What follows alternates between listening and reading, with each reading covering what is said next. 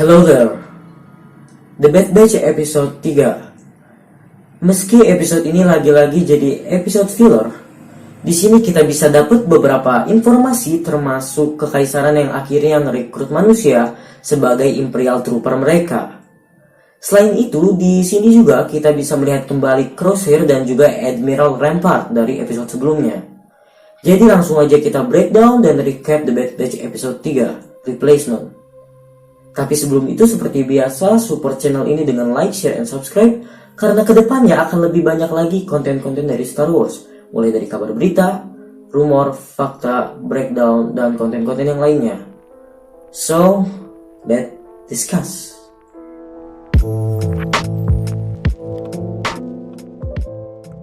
Bersambung dari episode 2, di episode ini The Bad Batch kembali melanjutkan perjalanan mereka.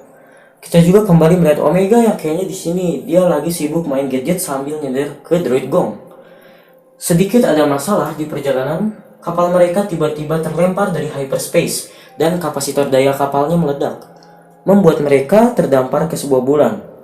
Tech yang tahu ada satu cadangan kapasitor segera mencoba memperbaiki kapal mereka. Di satu momen, The Bad Batch mengaku rindu dengan Crosshair dan berpikir bisa membawa lagi Crosshair ke skuad mereka. Di sisi lain, di Kamino, kita kembali melihat Crosshair, Tarkin, dan Rampart yang sedang merekrut manusia dari pria sampai wanita sebagai skuad elit yang dipimpin Crosshair. Tarkin pun mengirim mereka untuk menghabisi Saw Gerrera dan kelompok pemberontakannya di Onderon, di mana sebelumnya Clone Force 99 alias The Bad Batch telah gagal.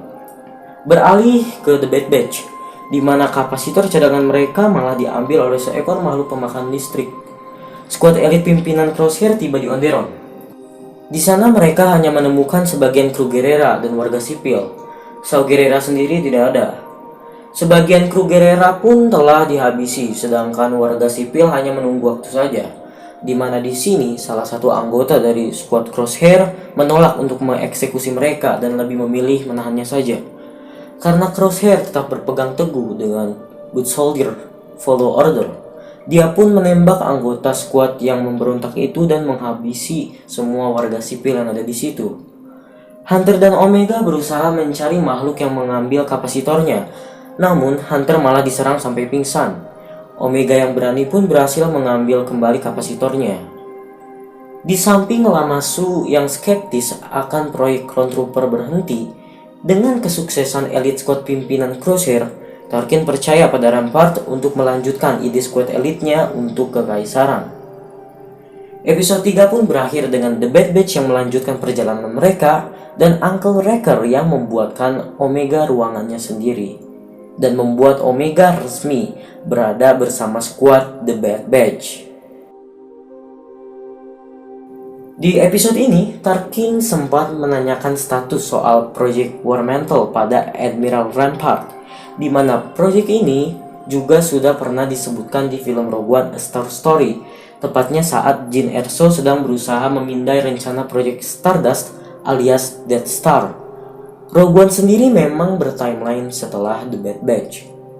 Ternyata telah terungkap di The Bad Batch bahwa War Mantle adalah proyek yang berupaya untuk mengganti pasukan klon menjadi pasukan manusia. Pada saat ini, proyek ini belum sepenuhnya selesai. Imperial Elite Squad bentukan Rampart dan Tarkin masih menggunakan klon, yaitu Crosshair, sebagai pemimpinnya.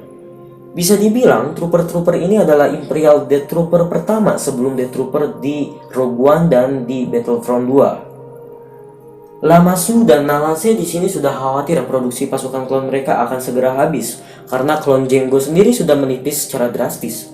Jadi tinggal menunggu waktu untuk melihat Imperial Trooper yang sepenuhnya manusia.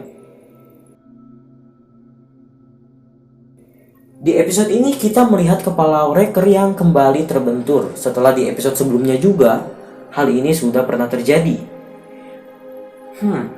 Apa inhibitor chip Wrecker juga nantinya akan bekerja dan melakukan Order 66 seperti yang dialami Crosshair? Adegan Omega dan Hunter ini bisa dibilang callback dari adegan di Empire Strikes Back, di mana saat Han, Leia, dan yang lainnya memarkirkan Millennium Falcon di asteroid untuk bersembunyi dari kejaran kekaisaran. Banyak kesamaan di antara kedua adegan ini, mulai dari kapal mereka yang mendarat di tempat gelap, adanya makhluk buas, dan memakai masker respirator saat keluar dari kapal. Selain itu, ada juga referensi lainnya. Sebelum kapal The Bad Batch terjatuh ke asteroid, Tech sedang sibuk mengerjakan alat yang katanya akan menguji pengaruh dari inhibitor chip. Alat ini adalah fusion cutter, alat multiguna yang sudah pernah kita lihat di The Empire Strikes Back.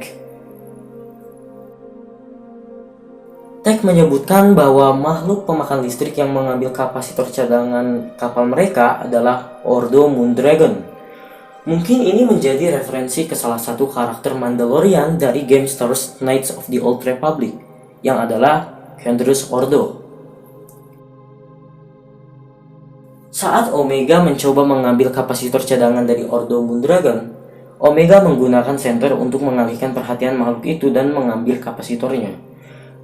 Momen ini jadi referensi dari adegan film Jurassic Park garapan Steven Spielberg, di mana salah satu karakter dari filmnya mengalihkan perhatian dinosaurus dengan cahaya suar.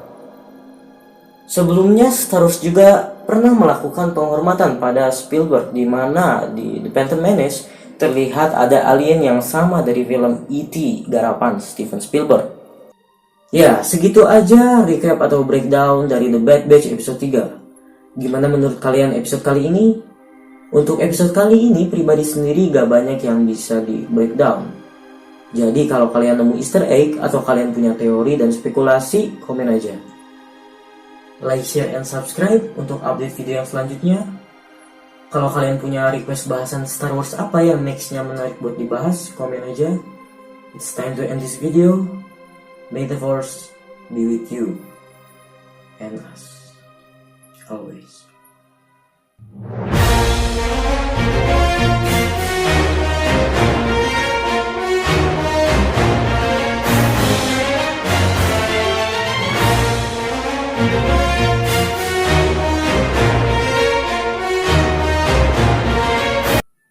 Banyak yang di-cut nanti anjir, males edit.